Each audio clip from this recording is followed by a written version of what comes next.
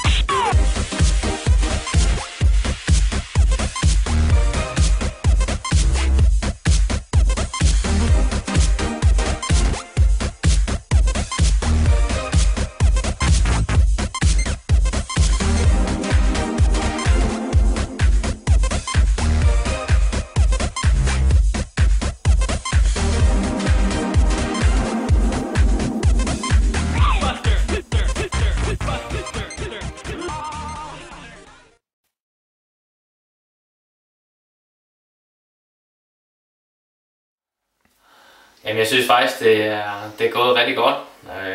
Det er sådan en dag som i dag, hvor man kan smide det hele.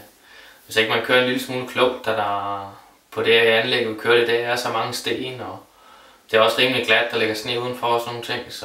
Og vi må ikke køre med piggdæk endnu.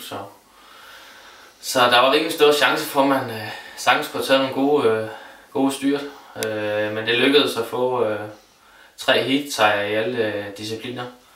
Med førstplads i enduro-løbet på en time, og så 3 omgange ekstrem enduro omvendt på sporet, hvor vi skulle op ad nogle af de stejligste bakker uden så meget tilløb, og så en førstplads i hill climb med konkurrencen, og det er noget jeg aldrig har prøvet. Jeg har kun set det på fjernsyn, så det var super sjovt at være med til. Så det var alt i alt en fed dag. Det var det.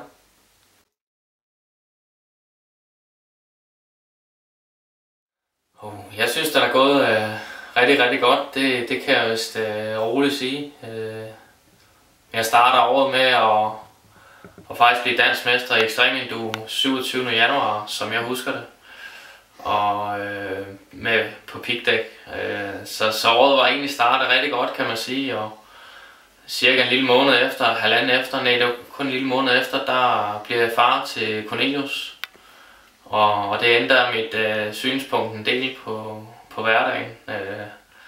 Der har jeg nok ligesom mange andre fået væltet rytmen, så det med at få små børn, det er en helt anden ting, og jeg har nok tænkt lidt anderledes i år, når jeg har kørt. Det har givet mig noget andet, og jeg vil sige, at når jeg har ham på den måde, at man er blevet far, der har man en anden respekt til livet, og den har jeg prøvet at tage med ind til racet, og ja, det er jo startet godt med det danske mesterskab, som sagt, den 27. januar, og så har jeg vundet alle de DM-afdelinger, der har været, og vi har kørt 5, og sluttet med at blive Danmarksmester i Enduro Elite, og har faktisk vundet alle løb, jeg har kørt i Danmark i år, og har 39 heatsejre, og 2 podieplaceringer ved internationale løb i Sverige, så sæsonen er gået rigtig godt, det synes jeg. Det har virkelig været spændende, og jeg har lært mange nye ting. Har skiftet fra Kawasaki til KTM, efter jeg blev Danmarksmester i Enduro Elite. Det har også været et twist, og det er noget andet, jeg skal vende mig til, og en ny måde at køre på, og det er rigtig spændende, og det ser jeg meget frem til næste år, til 2014.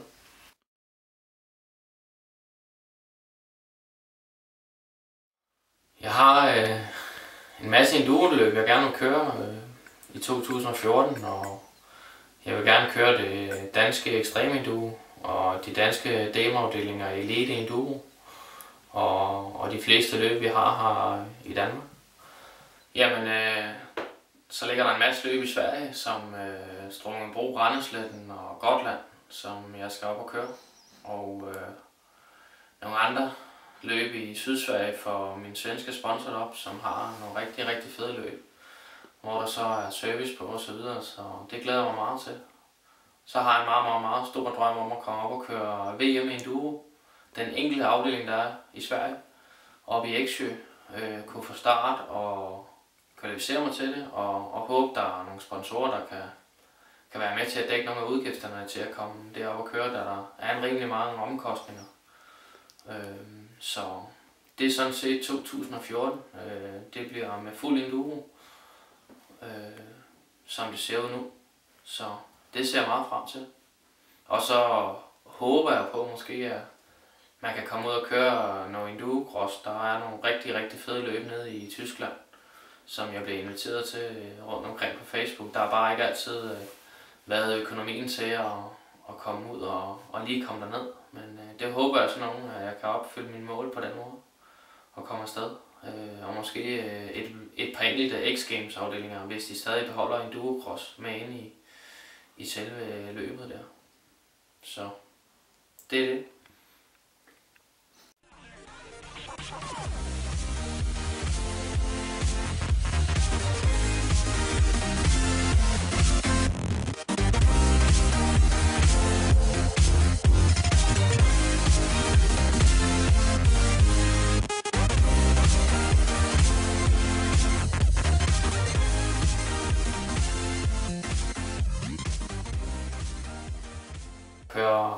Kom op og køre VM i enduro Sverige i Eksjö, mener jeg det er.